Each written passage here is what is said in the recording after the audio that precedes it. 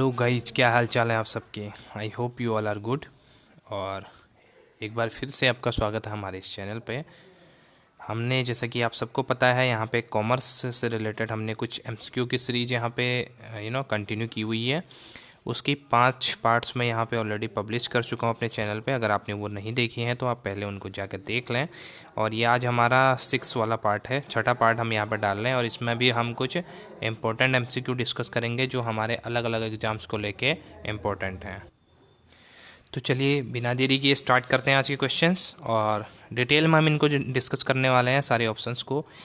क्या अगर क्वेश्चंस हमारे जो घुमा के आ गया, कभी इनडायरेक्टली पूछ लिया, तो कैसे आप उसको कर पाएंगे अटैम्प्ट, तो वो सारी चीज़ें हम इसमें देखेंगे। चलिए स्टार्ट करते हैं। पहला क्वेश्चन, फर्स्ट क्वेश्चन है, establishment expenses of a new machine will be debited to. देखिए यहाँ पे किसकी बात हो रही है, इंस्टॉलेशन चार्ज की हो रही है, किसके, मशीन्स की। तो हमारी मशीन क्या होती है, हमारी फिक्स्ड एसेट होती है। यहाँ पे 2 टाइप के एक्सपेंसेस आपको मैंने बताए हैं पहले भी। एक होते हैं रेवेन्यू एक्सपेंसेस और दूसरे होते हैं हमारे कैपिटल नेचर के एक्सपेंसेस। रेवेन्यू वो होते हैं जो डे टू डे हमारे जो एक्सपेंसेस हैं उनको मीटअप करते हैं, और कैपिटल एक्सपेंडिचर वो एक्सपेंसेस होते हैं जो हमारे कैपिटल एसेट से रिलेटेड होते हैं। तो यहाँ पे हमारी जो मशीन है वो कैपिटल एसेट है, और उससे रिलेटेड खर्चे हमारे क्या हो जाएंगे, कैपिटल नेचर के हो जाएंगे। तो कैपिटल एक्सपेंडिचर उनको हम बोलेंगे। तो इसलिए यहाँ पे हम क्या डेबिट करेंगे, इसकी जनरल एंट्री हमारी क्या हो जाएगी, machine account debit to cash या बैंक। ठीक है, क्योंकि मशीन क्यों डेबिट हुआ, मशीन इसलिए डेबिट हुआ क्योंकि जो मशीन का इंस्टॉलेशन चार्ज हो तो वो सारे उसके कॉस्ट में इंक्लूड रहता है, और ये हमारे रेवेन्यू नेचर का नहीं है। रेवेन्यू नेचर का होता तो हम उसके एक्सपेंसेस से इसको डेबिट करते, लेकिन कैपिटल नेचर का है, हम तो उसकी एसेट को हम यहाँ पे डेबिट करेंगे। तो हमका सही आंसर क्या हो जाएगा इसमें, हमारा सही आंसर हो जाएगा इसमें मशीनरी अकाउंट। मशीनरी अकाउंट को हम यहाँ पे डेबिट करेंगे। उसके बाद नेक्स्ट क्वेश्चन अपने पास है सेकंड क्वेश्चन। सेकंड क्वेश्चन में लिखा हुआ है, a listed company opting for buyback of the share under the companies act 1956 has to submit return after completion of such buyback within which of the following time period.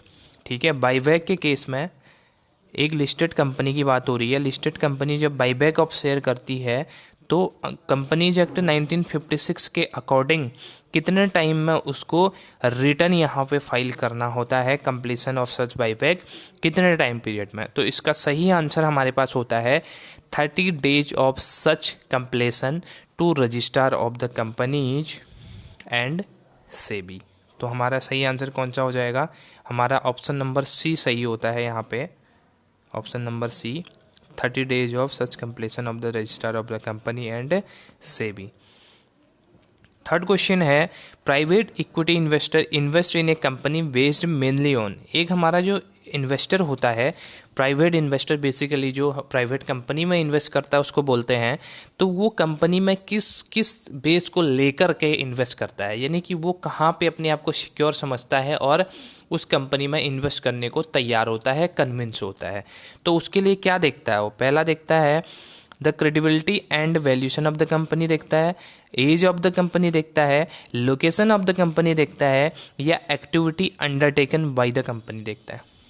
इसमें basic सा concept है, जैसे आप खुद को आप investor समझ लो। अगर आप किसी कंपनी में इन्वेस्ट करने जा रहे हैं तो उस कंपनी का आप सबसे पहले क्या चेक करेंगे, ठीक है, उस कंपनी पे क्यों आप अपना पैसा इन्वेस्ट करेंगे, कि आप किस बात को लेके आपको श्योरिटी है कि आपका पैसा आपको मिलेगा विथ रिटर्न। तो उसके लिए सीधी सी बात होती है कि यहाँ पे कोई भी इन्वेस्टर क्या देखता है, क्रेडिबिलिटी देखता है उसकी, और वैल्यूशन ऑफ द कंपनी। वो वैल्यूएशन करता है कंपनी का कि वैल्यू कितनी है उसकी, उसकी मार्केट में कितनी गुडविल है।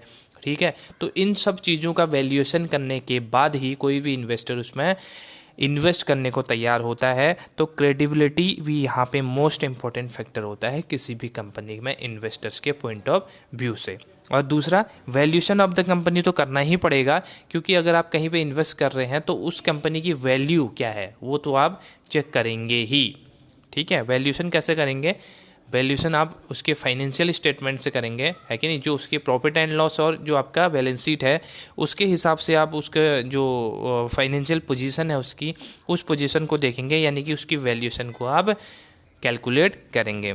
As of the company, age of the company से कोई मतलब नहीं है, क्योंकि पुरानी कंपनी भी, आपको बहुत पुरानी कंपनी होगी तो वो ज़रूरी नहीं कि आपको अच्छा रिटर्न निकाल के दे, it doesn't mean. Okay, third है the location of the company, location doesn't matter, क्योंकि कहीं पे ऐसा होता है रूरल एरिया में भी आपको बहुत अच्छा रिटर्न मिलता है, अगर वो कंपनी रूरल एरिया में सिचुएटेड है फिर भी आपको बहुत अच्छा रिटर्न निकाल के देती है, और कहीं पे होता है कि अर्बन एरिया में बहुत ज़्यादा कंपटीशन होने की वजह से भी आपको अच्छा रिटर्न नहीं मिल पाता है, तो ये हमारा लोकेशन भी ज़्यादा मैटर नहीं करता है। Activity undertaken by the company, देखिए एक्टिविटी, जहाँ पे एक्टिविटी अगर हम उसकी जब हम वैल्यूएशन कर ही रहे हैं तो एक्टिविटी तो ऑब्वियस सी बात है हमें पता ही होगी, जिस कंपनी में आप इन्वेस्ट करने जा रहे हैं तो उसका जो सबसे पहले आपको एक्टिविटी पता चल ही जाएगी कि कौन सी फील्ड में वो कंपनी आपके काम कर रही है। तो ये तो एक वो बात हो गई कि इसको तो नज़रअंदाज किया जा सकता है, क्योंकि ये तो हर किसी को पता ही रहता है कि मार्केट में आपकी कौन सी कंपनी कौन सी फील्ड में आपकी परफॉर्म कर रही है। तो बेसिकली हमारा जिसका आंसर हो जाएगा ऑप्शन नंबर ए। ओके, तो नेक्स्ट क्वेश्चन है हमारा, what is director identification number. एक नंबर होता है DIN, ठीक है, इसको बोलते हैं डायरेक्टर आइडेंटिफिकेशन नंबर। तो ये क्या नंबर क्या होता है, ये क्या चीज़ होती है ये। फर्स्ट ऑप्शन है an identification number which the individual company allots to the intending director, a number which the central government allots to any individual intending to be appointed as director or to an existing director of the company. Third है a number which the SEBI allots to any individual attending to appoint as director or to any existing director of a company.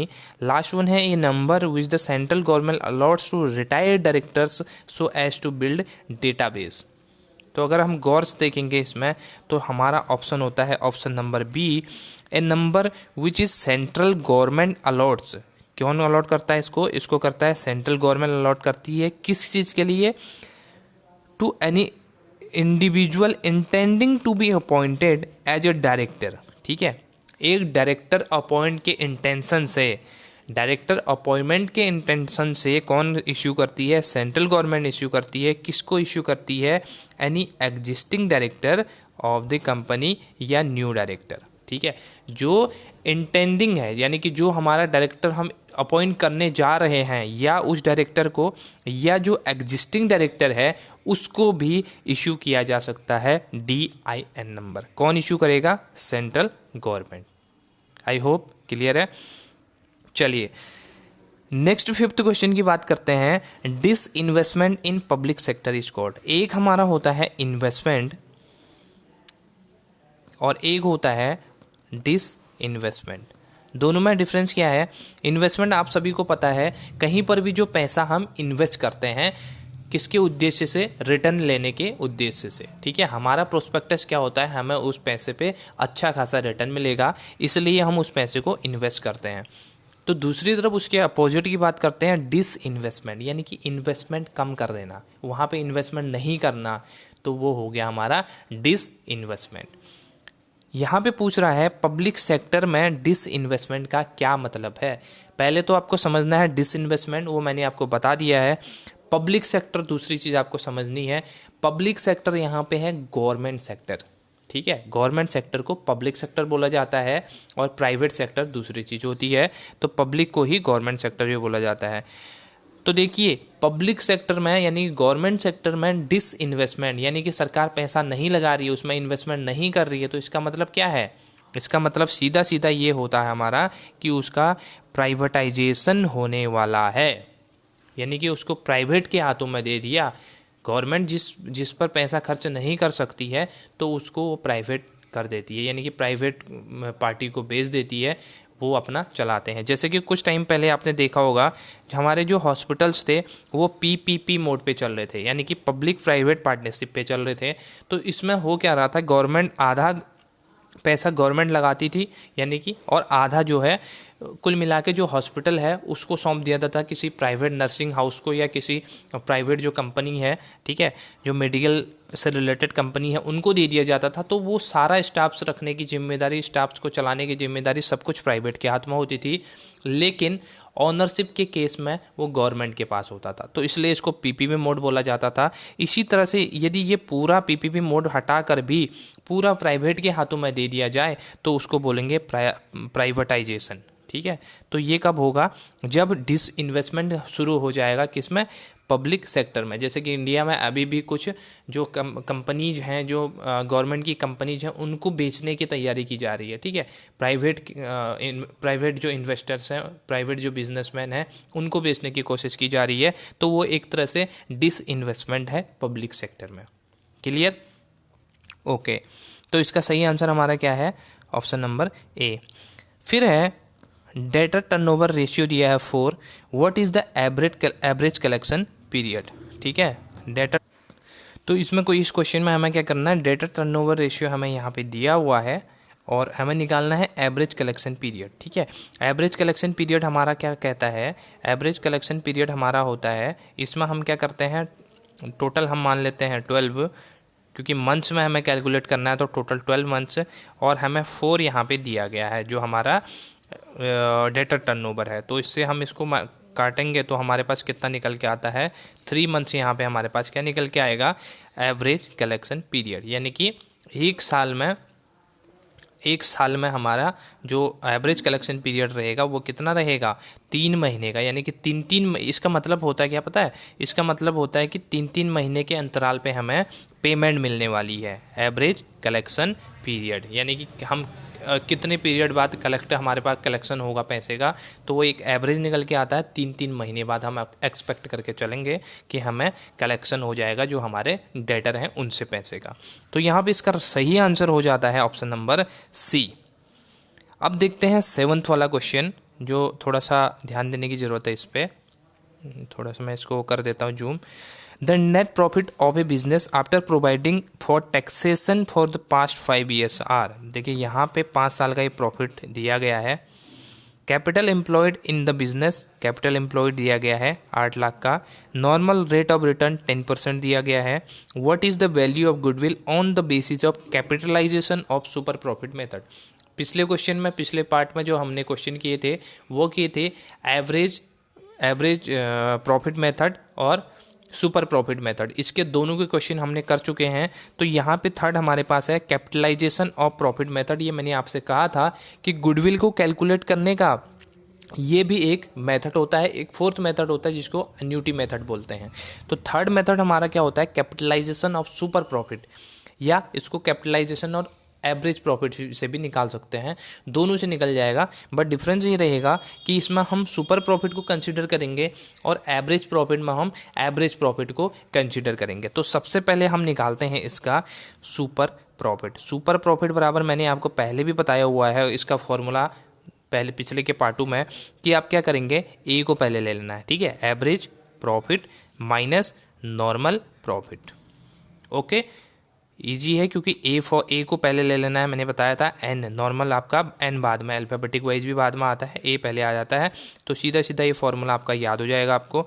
अब निकालना क्या है, सबसे पहले हमें 2 चीज़ें चाहिए, एक तो हमें चाहिए एवरेज प्रॉफिट, दूसरा ये चाहिए नॉर्मल प्रॉफिट।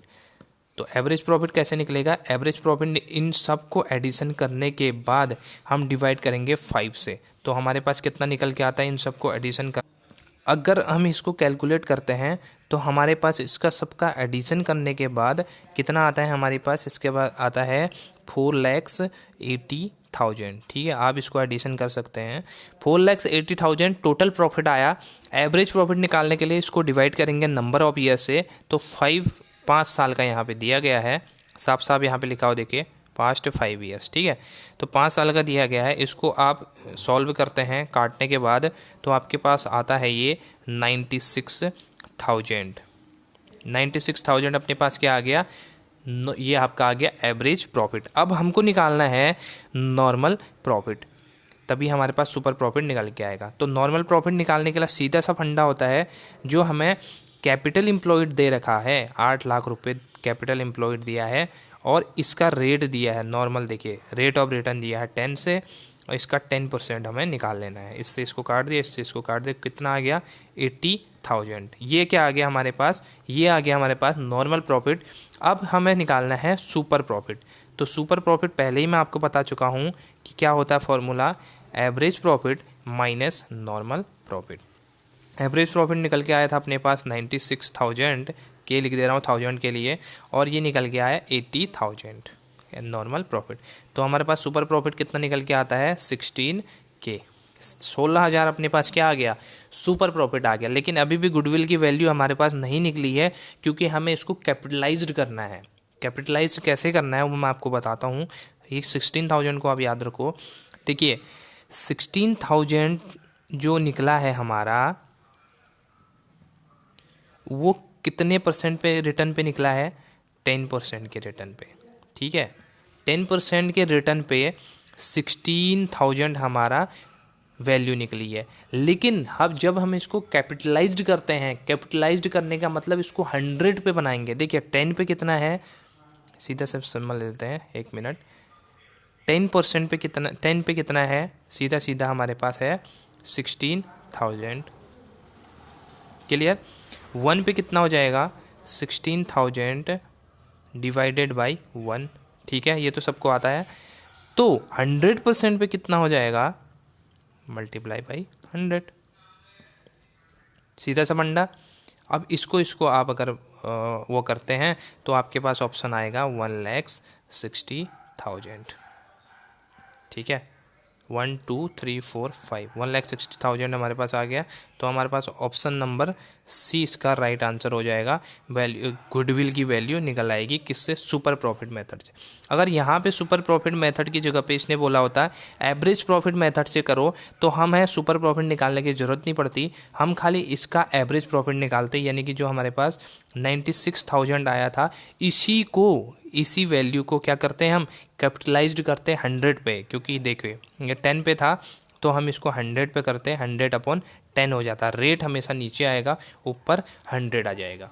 तो ये निकल आता हमारे पास 9,60,000 रुपीज़, अगर ये एवरेज प्रॉफिट पे होता।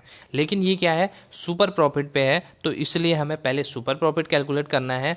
जितनी निकले वैल्यू हमारे पास निकल आए, फिर उसको हमें 100 पे कैपिटलाइज्ड करना है। 10% नीचे रहेगा, ऊपर 100 रहेगा। ठीक है, इसका आंसर हमारे पास निकल के आया ऑप्शन नंबर सी। अब नेक्स्ट क्वेश्चन है, हमारे पास दिया गया है इसमें परचेज दिया है। परचेज हमारे पास है 50,000, सेल्स दिया गया है 90,000, closing stock 7,000, manufacturing expenses 5,000, gross profit 7,000। तो पूछ रहा है कि ओपनिंग स्टॉक की वैल्यू क्या है। ये क्वेश्चन है हमारे ट्रेडिंग से रिलेटेड। जो हमारा ट्रेडिंग अकाउंट बनता है, कुछ इस तरह का अकाउंट यहाँ पे बनेगा, और राइट साइड में हमारे सबसे पहले यहाँ क्या आती है, सेल्स आ जाएगी, और यहाँ पे क्लोजिंग स्टॉक आ जाता है, क्लोजिंग स्टॉक और सेल्स। और यहाँ पे क्या आ जाएगा, ओपनिंग स्टॉक। फिर यहाँ पे आ जाएंगे परचेज और डायरेक्ट एक्सपेंसेज और ग्रॉस प्रॉफिट। ये चीज़ें हमारे डेबिट साइड में आ जाएंगी, और वो चीज़ें हमारे क्रेडिट साइड में आती हैं। तो इसलिए हमारा ओपनिंग स्टॉक हमें निकालना है, हमें दिया गया नहीं, यहाँ पे दिया गया नहीं है, हमें निकालना है इसको। और उसके अलावा परचेज दिया है, परचेज हमारा कितना है 50K है। ठीक है, मैं शॉर्ट में लिख रहा हूँ। उसके अलावा हमारे पास डायरेक्ट एक्सपेंसेस, मैन्युफैक्चरिंग एक्सपेंसेस दिए गए हैं 5,000 के 5K, और साथ में हमें ग्रॉस प्रॉफिट दिया है 7K। ठीक है, और निकालना क्या है हमें, ये निकालना है। 1 मिनट, मैं स्केच चेंज कर लूँ। इसको हमें कैलकुलेट करना है, ओपनिंग स्टॉक वाला। ठीक है, और सेल्स की वैल्यू भी दे रखी है। सेल्स कितना है 90K सेल्स दे रखा है, और साथ में हमारे क्लोजिंग स्टॉक है 7K। तो हम करेंगे क्या, इन दोनों को प्लस करना है। ठीक है, राइट हैंड साइड के टोटल को हमें प्लस करना है। तो हमारे पास कितना निकल के आता है 97K हमारे पास निकल के आएगा। इन दोनों को प्लस किया, इसमें से क्या क्या माइनस कर लेंगे, इन तीनों चीज़ों को माइनस कर लेंगे, क्योंकि हमें बैलेंसिंग करनी होती है। ग्रॉस प्रॉफिट तो ऐसे ही निकलता है, सेल्स में से हमें सारा सब कुछ, ओपनिंग स्टॉक माइनस करेंगे, परचेज माइनस करेंगे, डायरेक्ट एक्सपेंसेस माइनस करेंगे, तो हमारे पास ग्रॉस प्रॉफिट निकल के आता है। लेकिन यहाँ पे ग्रॉस प्रॉफिट ऑलरेडी दिया हुआ है और बोला है कि ओपनिंग स्टॉक निकालो, तो कोई दिक्कत नहीं है। एक चीज़ नहीं दी है तो दूसरी तो दी है, तो हम क्या करेंगे, इन तीनों को एडिशन कर देंगे। इन एडिशन करने के बाद जितना बचा वो हमारा बैलेंसिंग फिगर ओपनिंग स्टॉक की हो जाएगी। तो हमारे पास कितना बच गया, 50 और 5 55,000 हो गया। ठीक है, एक सेकंड में इसके चेंज। तो हमारे पास कितना निकल के आता है, हमारे पास देखो इसमें क्या क्या दिया है, हमें प्लस क्या क्या करना है, हमें सेल्स और क्लोजिंग स्टॉक को प्लस करना है 97,000, क्योंकि ये राइट हैंड साइड के हमारी वैल्यू होती है, इसको प्लस करेंगे। इसमें से पूरा माइनस करेंगे क्या क्या, एक तो परचेज हो गया 50,000 का, ठीक है 50,000। उसके अलावा मैन्युफैक्चरिंग एक्सपेंसेज माइनस कर देंगे, और क्या करेंगे, ग्रॉस प्रॉफिट को हम माइनस कर देंगे। तो हमारे पास टोटल वैल्यू हमारे पास कितनी आती है, 62,000 आती है अगर इसको आप प्लस करेंगे। तो हमारे पास निकल के कितना है, जब हम इसको माइनस करेंगे तो बैलेंसिंग फिगर आती है 35,000 की, जो हमारी ओपनिंग स्टॉक होती है। अब आप इन दोनों को अगर बैलेंसिंग करेंगे तो आपके पास दोनों राइट हैंड साइड और लेफ्ट हैंड साइड बराबर आएंगे। यहाँ पे आपका क्या आ जाएगा, ओपनिंग स्टॉक 35 के आ गया, और साथ में आप परचेज डालेंगे इसमें 50 के, ठीक है, और मैन्युफैक्चरिंग हो गया 5 के, और ग्रॉस प्रॉफिट हो गया 7 के, और इस साइड में आपका आ जाएगा 90 के और 7 के। अब इन दोनों को आप प्लस करेंगे तो आपके पास बराबर की फिगर 97 यहाँ भी आएगा, 97 इधर भी आएगा। तो इस तरह से आपका क्या कैलकुलेट हो गया, ओपनिंग स्टॉक। और कुछ भी यहाँ पे बोला होता, एक वैल्यू एक फिगर यहाँ पे मिसिंग है, बाकी दी है तो कोई दिक्कत नहीं, हम उसको कैलकुलेट कर लेते हैं। फिर है 9th question, a particular firm provided the following data for the year. यहाँ पे करंट रेशियो आपको दिया हुआ है, लिक्विड रेशियो दिया है, नेट वर्किंग कैपिटल दिया है 3 lakhs। तो you are the current assets and current liabilities of the firm respectively. तो इसमें करना क्या है, देखिए यहाँ पे लिक्विड एसेट्स, लिक्विड रेशियो जो है हमें ना भी दिया रहे तो भी हमारा ये कैलकुलेशन इसमें हो जाएगा। लिक्विड एसेट्स के हमें, लिक्विड रेशियो की हमें ज़रूरत नहीं पड़ने वाली है। करंट रेशियो हमारा क्या होता है, करंट रेशियो इक्वल टू होता है current assets divided by current liability. तो करंट एसेट्स कितना दिया गया है 2.5, और करंट लाइबिलिटी दी गई है हमें 1। तो इस तरह से हम इसको अगर क्रॉस मल्टीप्लाई से देखें तो ये क्या हो जाएगा, 1 इंटू करंट एसेट्स हो जाता है बराबर 2.5 इंटू करंट लाइबिलिटी, यानी कि करंट एसेट्स किसके बराबर हो गया, 2.5 गुना हो गया किसके, करंट लाइबिलिटी के। तो इस तरह से हम क्या करेंगे, और दूसरा फार्मूला हमारे पास क्या होता है, वर्किंग कैपिटल का, current assets minus current liability. हमारे पास वर्किंग कैपिटल का फार्मूला, वर्किंग कैपिटल का होता है formula current assets minus current liability. Current assets हमें पता चल चुकी है 2.5 of current liability minus current liability, ठीक है। इसमें फॉर्मूले में हमें रख देना है two current assets minus current liability, और ये हमने करंट लाइबिलिटी के फॉर्म में निकाल दी है करंट एसेट्स को भी। तो 2.5 करंट लाइबिलिटी में से, यहाँ पे लिख देता हूँ, 2.5 करंट लाइबिलिटी में से करंट लाइबिलिटी को माइनस करेंगे तो आता है 1.5 करंट लाइबिलिटी। तो ये हमारे पास क्या निकल के आएगा, 1.5 current liability, 1.5 current liability equal to क्या आ गया, 3 lakhs, क्योंकि यहाँ पे हमें कैपिटल एम्प्लॉयड की वैल्यू दी हुई है। तो हमने क्या किया, करंट लाइबिलिटी को, इसको ये मल्टीप्लाई में है तो इधर जाकर डिवाइड हो जाएगा। तो हाँ सीधी सी बात है, हमारे पास कितना निकल के आएगा, हमारे पास ये निकल के आएगा 3 lakhs, ठीक है। एक सेकेंड, 2 lakhs निकल के आएगा, क्योंकि यहाँ पे हम क्या करेंगे, 3 lakhs को डिवाइड करेंगे 1.5 से। 3 lakhs को डिवाइड कर देंगे 1.5 से। अब इसको हटाने के लिए, इस पॉइंट को हटाने के लिए आपको पता है यहाँ एक 0 हमें लगाना पड़ता है। तो इसको अगर काट देते हैं तो 2 आ गया, और 2 lakhs अपने पास आ गया। ऑप्शन में आप देख सकते हैं करंट लाइबिलिटी 2 लाख कहाँ पे है, क्योंकि ये हमारी क्या निकली है, हमारी क्या निकली है, ये हमारी करंट लाइबिलिटी निकली है। तो करंट लाइबिलिटी अगर आपको 2 लाख यहाँ पे दिख रही है तो ये आपका ऑप्शन पहले ही सही हो जाता है। और अगर एसेट्स भी आपको कैलकुलेट करनी है तो आप आसानी से कर सकते हैं, क्योंकि हमारे पास जो लाइबिलिटी है वो 2 लाख निकल गई है, तो एसेट्स भी निकल जाएगी, क्योंकि वर्किंग कैपिटल 3 lakhs दी है, और इक्वल टू क्या होता है, करंट एसेट्स हमें निकालनी है minus 3 lakhs, sorry 2 lakhs, 2 lakhs हो गया। अब करंट एसेट्स इसी साइड रहने देते हैं, और ये माइनस में है इसके साथ करंट लाइबिलिटी, तो करंट लाइबिलिटी इधर आएगी तो ये 3 lakhs में प्लस हो जाएगी। तो करंट एसेट्स कितना आ जाएगी, 3 लाख ऑलरेडी हमारा कैपिटल एम्प्लॉयड है और 2 लाख हमारी करंट लाइबिलिटी इसमें ऐड हो जाएगी, तो 5 लाख हमारे पास हो जाएगा। तो ऑप्शन हमारे पास क्या हो जाएगा, option number B is right answer. इसमें करना है कुछ नहीं है, इसको आप करंट रेशियो से ही निकाल सकते हैं, ये बस आपको वो करने भटकाने के लिए दिया गया है, ठीक है। तो इस तरह से इसको क्वेश्चन को सॉल्व करना है। 10th क्वेश्चन है depreciation is a process in which one of the following. देखिए डेप्रिसिएशन हमारा क्या होता है, जो टाइम के अकॉर्डिंग हमारी एसेट्स की वैल्यू में डिक्रीज होता है उसको हम क्या बोलते हैं, डेप्रिसिएशन बोलते हैं। तो इसमें क्या हो जाएगा, पहला वैल्यूएशन ऑफ द एसेट्स नहीं, allocation of acquisition cost over the estimated useful life of the asset नहीं, एक्विजिशन तो कर ही नहीं रहे हम, हमारे पास जो एग्जिस्टेड जो एसेट है वो पड़ी हुई है, तो हम किसी एसेट बाहरी एसेट्स का थोड़ी एक्विजिशन कर रहे हैं, तो ये भी हमारा नहीं होगा। थर्ड है allocation of realisable value over the estimated useful life of the asset, yes. और फोर्थ तो हमारा रहने से होने से रहा, तो रियलाइजेबल वैल्यू मिलेगी हमें, वैल्यू रियलाइज हो रही है। आज हमारी वैल्यू थी 10K 10,000, कल हमारी हो जाएगी 5,000, तो ये वैल्यू क्या होगी, रियलाइज वैल्यू होगी, कितना अपने पास रियलाइज हुआ वैल्यू। जिस तरह से हम उसमें करते हैं ना, रियलाइजेशन अकाउंट बनाते हैं, उसी तरह इसमें इसकी वैल्यू डिक्रीज कर गई तो ये रियलाइज वैल्यू हो गई। अपने पास जितनी नेट अमाउंट हमें प्राप्त हुआ उसको कहते हैं realised value, estimated useful life of the assets, ठीक है। तो इस तरह से ये डेप्रिसिएशन का ऑप्शन नंबर सी राइट है। और इन दोनों में कन्फ्यूजन मत करना क्योंकि यहाँ पे एक्विजिशन नहीं कर रहे हैं, एक्विजिशन कॉस्ट की बात नहीं हो रही, बल्कि यहाँ पे रियलाइजेशन वैल्यू, रियलाइजेबल वैल्यू की बात यहाँ पे हो रही है। तो इस तरह से हमारे ये 10 क्वेश्चन थे, इसमें आपको किसी तरह के कोई क्वेश्चन में डाउट है तो मैं दोबारा करवा दूंगा आपको या कमेंट बॉक्स में बता दूंगा। और आप देख सकते हैं अगर चैनल पर नए हैं तो चैनल को सब्सक्राइब करें और बाकी के आप जो पार्ट्स हैं उसको भी देख लें क्योंकि ये वेरी वेरी मोस्ट इंपॉर्टेंट है, इसमें से आपको एग्जाम्स में ज़रूर हेल्प मिलेगी। Thank you so much for watching, bye bye, take care, keep watching.